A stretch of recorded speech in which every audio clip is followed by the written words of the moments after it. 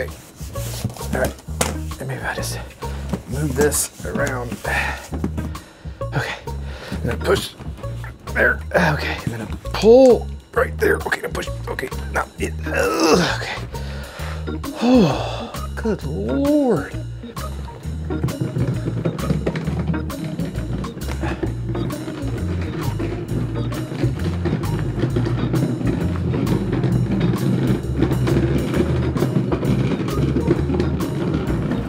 Watch out, Lulu.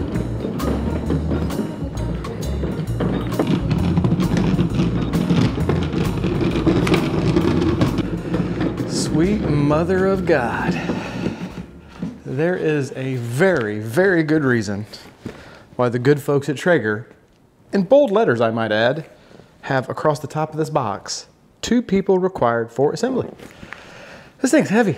I about blew my gooch out trying to get this thing up on the daggum wheels. But anyway, exciting day, especially if you're into smoking things, grilling, smoking meats, cooking outdoors, because today we're gonna do an unboxing, a first look, if you will, of the Traeger Ironwood 885.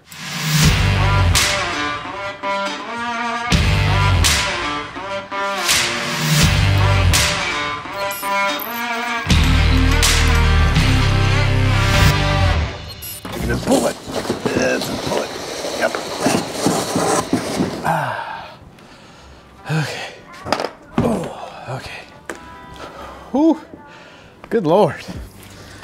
Before we get into opening this thing, you might notice I already have a pellet smoker.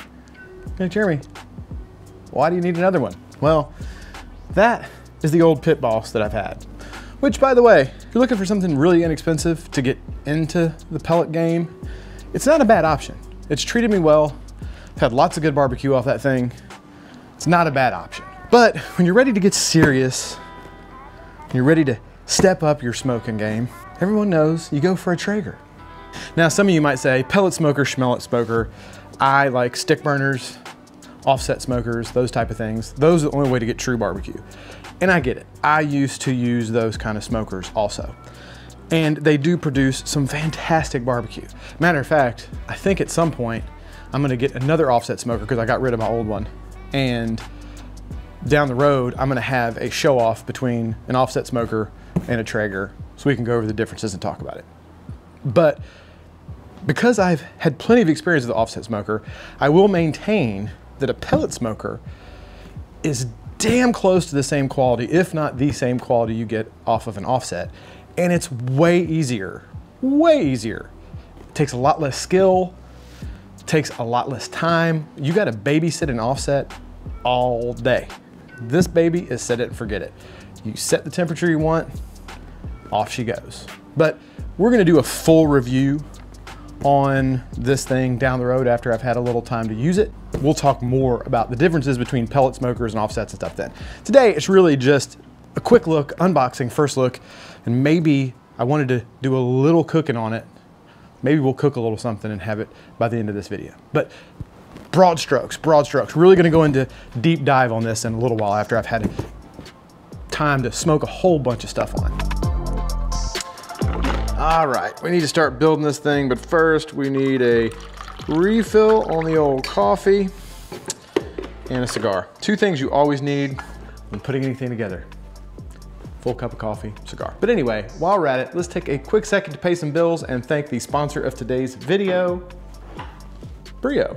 If you're not familiar with Brio, they make my current favorite trimmer for all of your woolly mammoth needs. If there is anybody who can put a trimmer through its paces, it's this guy right here.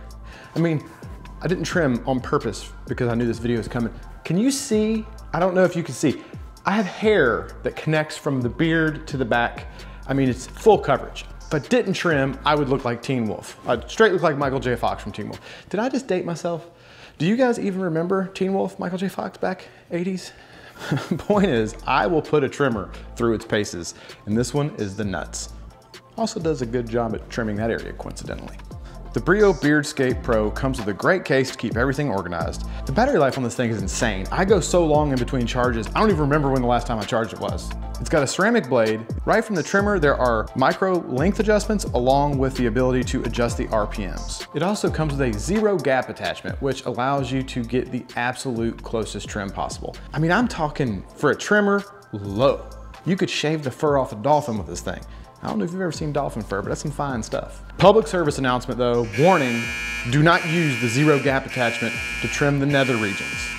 It's meant for non-sensitive areas because it's such a tight shave that if you have folds and loose skin, you could possibly nick something and ruin your whole day. So no zero gap attachment on the boys. Keep that for the face and other areas. So whether you're a gorilla like me or you just like to keep a nice tight trimmed 5 o'clock shadow, this Brio Beardscape does a hell of a job. If this is something you're interested in, as always, I will put links and a nice code down below. Thanks again to the guys at Brio for sponsoring this video and supporting the channel. All right, got our coffee, got a cigar over there. Let's go build a smoker. Pro tech. TR3 operator again. I know you guys are getting tired of this. You're like, Jesus, it's in every video. I know, but it's just in my pocket so much. I really need to carry my Sebenza some because I really love that knife, but it's just, I don't know, just finds its way in there most days. Well, that's pretty cool. I don't know if you guys can see that or not, but it's like a little log cabin in there. If you save the Traeger boxes, somehow I think they assemble into like a cardboard log cabin type thing for your kids. Look, it's idiot proof. Start here. Full toolkit. Well, that's pretty handy. They provide you with everything you need to put this guy together. Look at them. Color coded, so you can't really screw it up. It's nice, nice touch.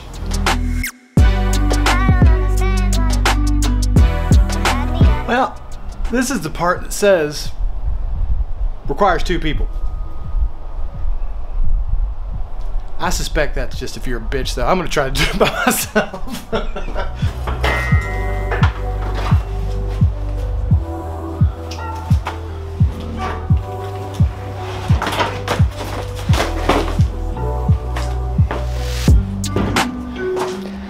Yeah, it requires 2 people.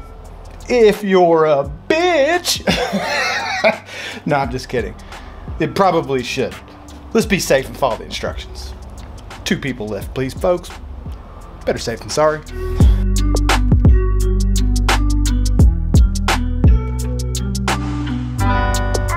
She's looking pretty, I'm not gonna lie.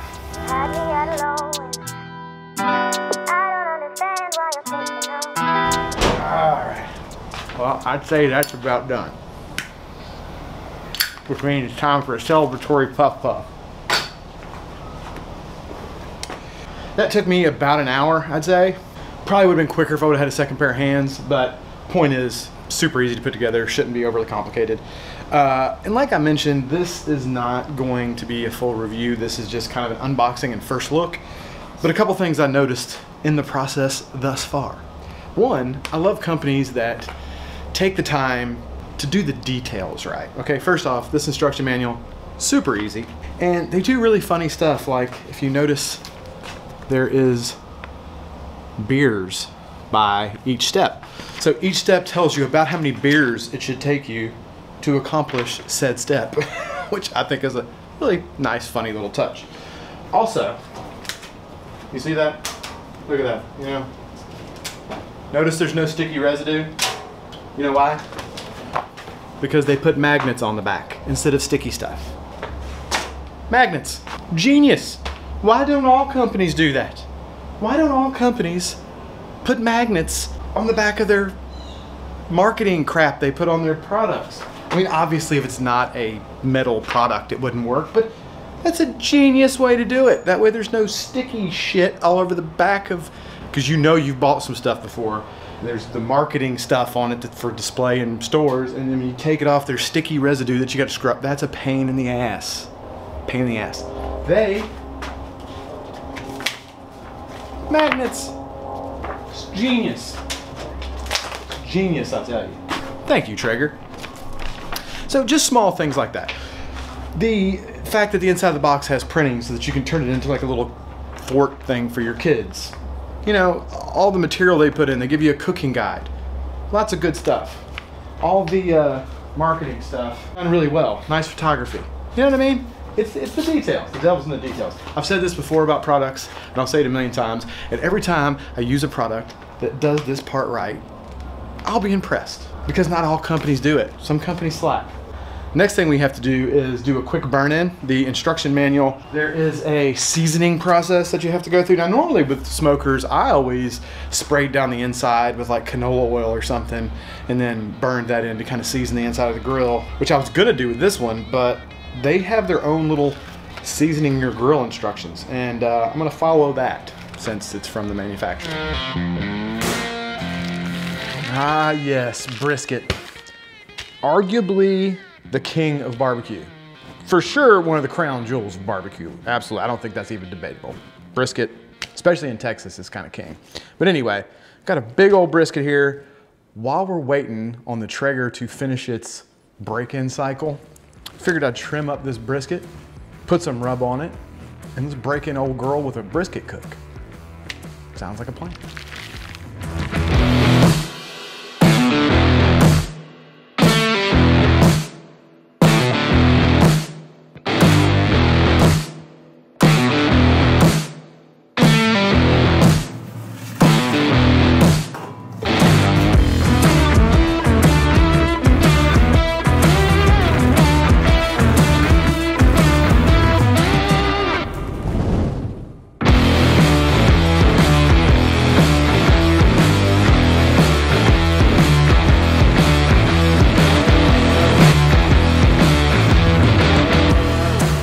That is what we get out of the inaugural cook on the Traeger.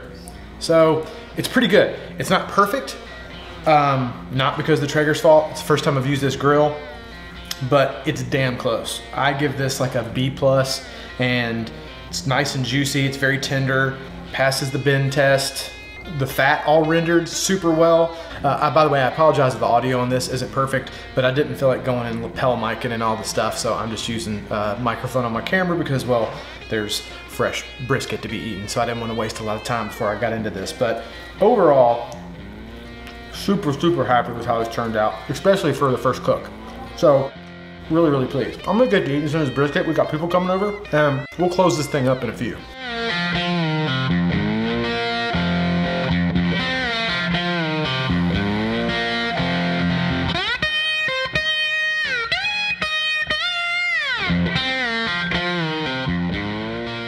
I need to unbutton at least one button.